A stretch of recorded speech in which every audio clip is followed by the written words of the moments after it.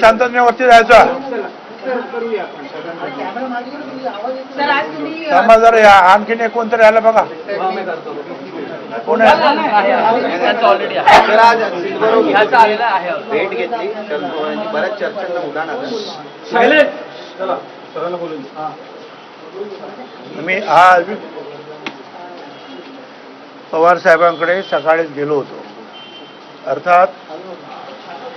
त्यांची काही अपॉइंटमेंट वगैरे मी काही घेतली नव्हती फक्त ते घरी आहेत एवढं मला कळलं होतं आणि म्हणून साधारणपणे मी 10:15 तिथे गेलो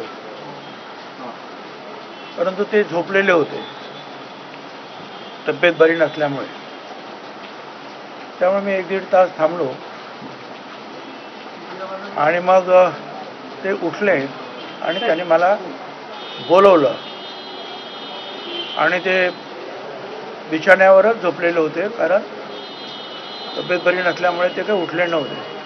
आणि मग बाजूला मी खुर्ची ठेवून आम्ही दोघे जवळजवळ 1.5 तास आम्ही सगळी चर्चा केली आणि मी त्यांना सांगितलं की मी काय कुठलं राजकारण घेऊन आलेलो नाही मंत्री म्हणून सुद्धा आलेलो नाही आमदार म्हणून सुद्धा आलो नाही कुठली पक्षीय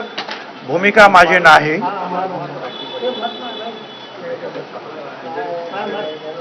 पण महाराष्ट्रामध्ये ओबीसीना आरक्षण देण्याचं काम तुम्ही राबवलं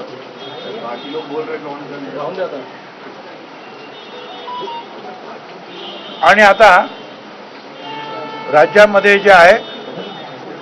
काही जिल्ह्यांमध्ये फार स्फोटक अशी परिस्थिती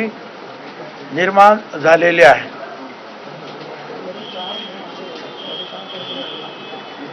काही लोक जे आहेत हे मराठा समाजाचं हॉटेल आहेत तर तिथे जात नाही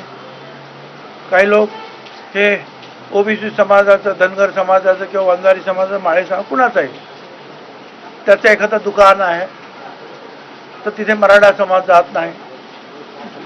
तर अशी सगळी परिस्थिती जी आहे राज्यामध्ये निर्माण झालेली आहे राज्याचे एक ज्येष्ठ नेते म्हणून तुमची जबाबदारी आहे आता की ही शांतता राज्यामध्ये निर्माण झाली पाहिजे त्यांना आठवण करून दिली बाबासाहेब आंबेडकरांचं नाव मराठवाडा विद्यापीठाला देत असताना असाच मराठवाडा पेटला होता आणि अशा वेळेला मग तो शांत करून शेवटी जे आहे तुम्ही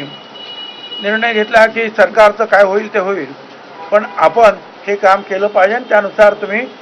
मराठवाडा विद्यापीठाचं नाव बाबासाहेब आंबेडकरांचं नाव त्याला जोडलं पण आज अशी परिस्थिती आहे आणि तुम्ही आलात नाही तर त्यांचं असं म्हणणं होतं की आम्हाला काही माहिती नाही की जरंगेकडे मुख्यमंत्री भेटले त्यांनी काय त्यांच्याशी चर्चा केली आश्वासनं दिली हे आम्हाला माहिती नाही तुम्ही हाके ससाने आणि वाघमारे यांचं ओबीसी नेत्यांचं